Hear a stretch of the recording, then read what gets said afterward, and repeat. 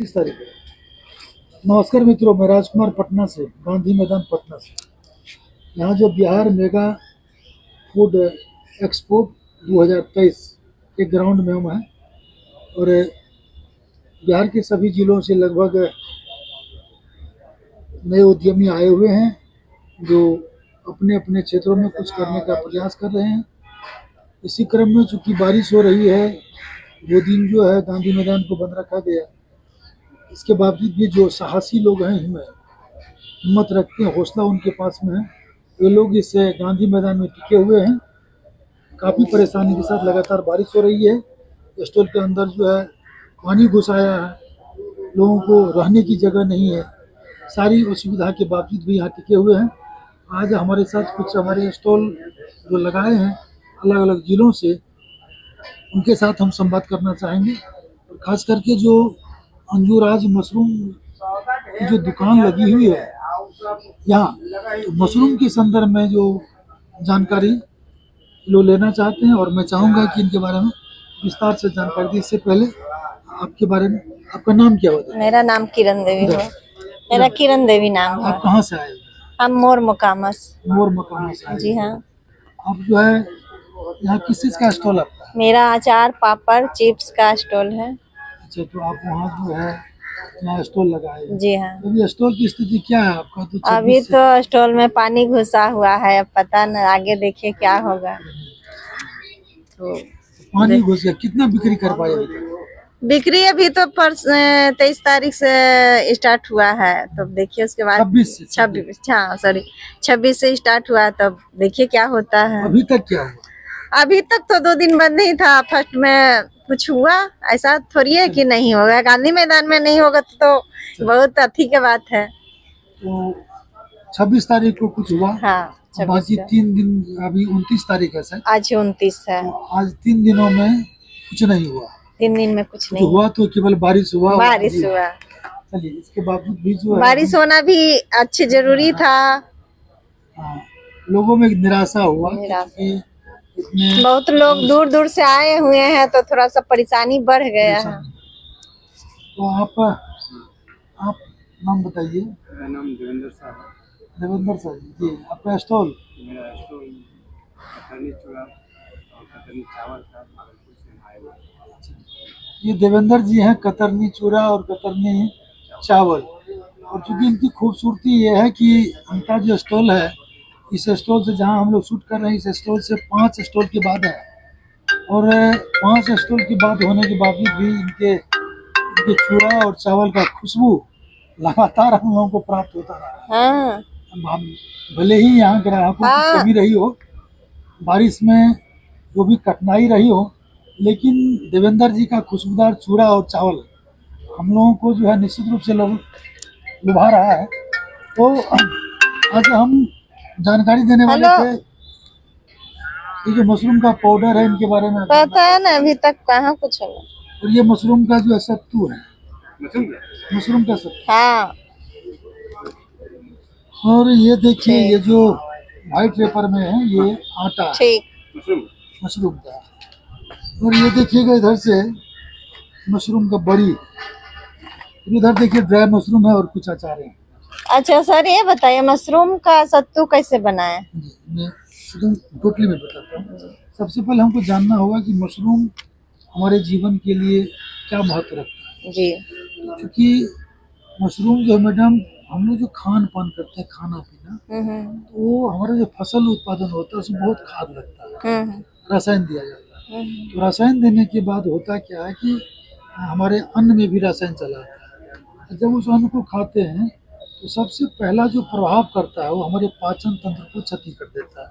मतलब हमारे शरीर से जो इंसुलिन जो है, जो खाना को पचाता है, उनको समाप्त कर देता है या कम कर देता है। इसका कारण ये होता है कि अक्सर जैसे गैस बनना, पेट में कॉन्स्टिपेशन होना, बवासीर का हो जाना, महिलाओं में लिकोरिया संबंधित जो चीज़ें आती हैं, या इस टाइप का जो बीमारी है, वो इसीलिए होता है कि आपका जो है हाजमा ठीक नहीं है, फिट नहीं है। इसीलिए आपका जो पाचन तंत्र अगर ठीक नहीं होगा, ये सारी बीमारियाँ, और ये बीमारियाँ लगभग लोगों में है। हाँ, वो तो है। हम कहें कि 90% से ज़्यादा लोगों में। अब यहाँ इनका रोल अब आ जाता है मशरूम का। तो मशरूम जो है एक्चुअली ये पहले जंगलों में पाए जाते थे। अच्छा। जंगल जड़ी बूटियों का ये चीज़ था। बड़े बड़े लोग राजा महाराजा, बड़े बड़े राजा लोग, आपने कुछ दिन पहले सुना होगा कि मोदी जी मशरूम खाते हैं 5 लाख रुपए की। ये सारी चीज़ें चर्चा होती है, ये कहीं ना कहीं सही भी है। तो मशरूम की ढेर सारी प्रजाति होती है, बहुत सारी प्रजाति हैं, लेकिन मैं एक प्रजाति पर बात करना चाहूँगा कि सभी प्रजातियों में मशरूम जो है एक कवक है, फंगस है। ये कवक जो होता है ये विटामिन बी कम्प्लेक्स का ग्रुप है, समूह है। इसमें विटामिन बी कम्प्लेक्स है, प्रोटीन की मात्रा है, एनिमो अम्ल है, फाइबर है। इसके बाद इंसुलिन की प्रचुर मात्रा पाई जाती है। इंसुलिन क्या होता है? जो खाना को पचाता है। तो रसायन जो खाना में से इंसुलिन को भगाया, वो इंसुलिन ये मशरूम दे देता है। अब है कि जबकि इसे ऑर्गेनिक हम करें, मतलब जैविक रूप से करें, तभी इसका प्रभाव इसमें बना रहे हैं। हम कैसे जाने कि जैविक है कि नहीं है? इसका तासीर मैं बताऊंगा आपको। हमारे यहाँ जो ये प्रोडक्शन हो रहा है बिल्कुल जैविक हो रहा है। इसका एक असर है कि अगर आपके पेट में गैस बन रहा हो, 1 चम्मच ले लीजिए, विदिन 15 से 20 मिनट आपका गैस क्लियर हो जाएगा। अच्छा। ये हो गया दवा के रूप में। ये सत्तू है।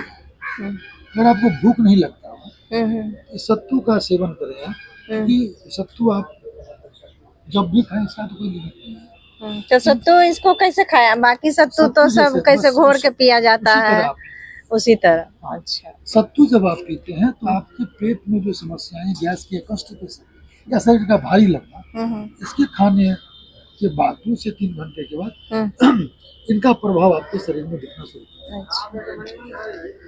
अब ये है मशरूम का आटा। इस आटा की विशेषता ये है कि ये गेहूं का आटा। अच्छा। खासियत है जैसे मशरूम ये हो गया मशरूम आटा।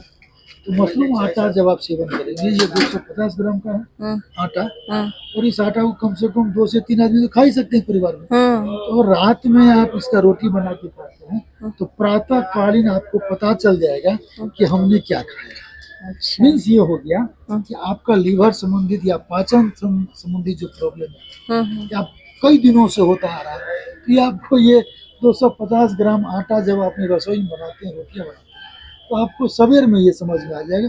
जब आप बाथरूम जाएंगे आपको समझ में आ जाएगा कि कितना असर करता है हमारे पाचन तंत्र। तो ये खूबी इसमें है, इसीलिए एक महत्व होता है। अच्छा। है ना? इसको किसी भी रूप में हम ले सकते हैं। ये ड्राई मशरूम है, सूखा मशरूम। सूखा मशरूम का उपयोग हम लोग सब्जी के रूप में करते हैं। तो इसका आप जो भी बनाना चाहें, ढेर सारा चीज बना लें, लेकिन उद्देश्य ये है कि मशरूम आपके शरीर में जाना चाहिए। अच्छा। और जब इस प्रकार के मशरूम का सेवन करते हैं आप, तो फिर निश्चित रूप से आपका पाचन तंत्र ठीक हो जाएगा।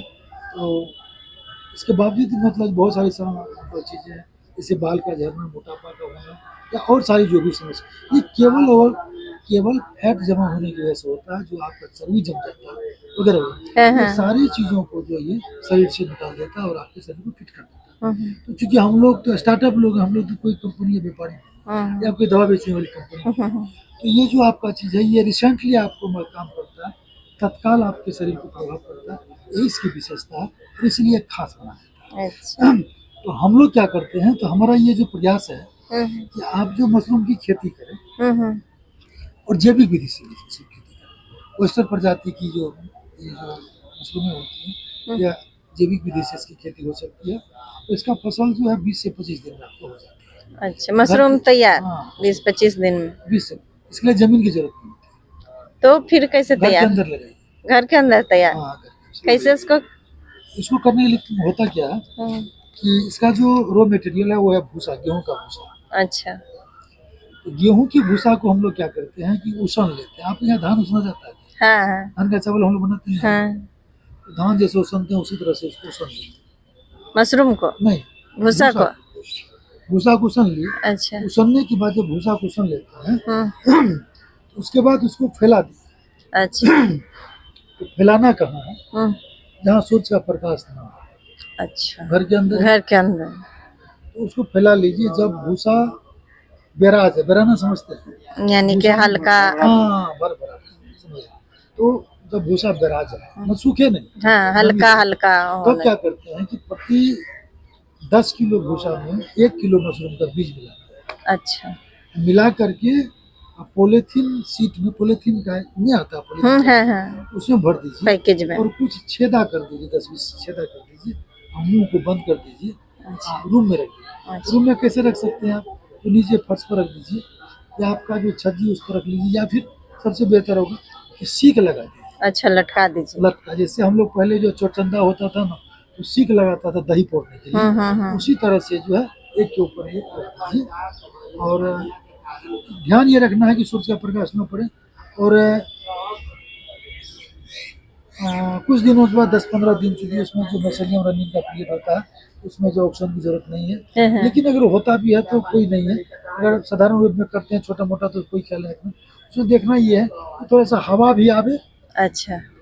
बस सूर्य का प्रकाश सीधा सीधा, मतलब सूर्य के प्रकाश नहीं पड़ना चाहिए, सीधा प्रभाव ना। अगर मान लीजिए कि गर्मी के दिनों में मतलब थोड़ी सी गर्मी है, गर्म हवा आएगा तो उनको सुखा देगा, उसकी नमी कमी।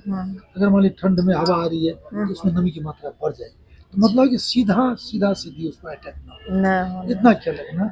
और 10 से 15 दिन के बाद उसमें मेसेलियम आएगा, मतलब उलझा हो जाएगा, कवक बन जाएगा। और 15 से 20 दिन में आपका पिन हिला करके 3 से 4 दिन मशरूम तो उसको तोड़ करके आप अपनी सुविधा के साथ उसको खाइए, यूज करिए। जैसे करना, सुखा करके रखिए।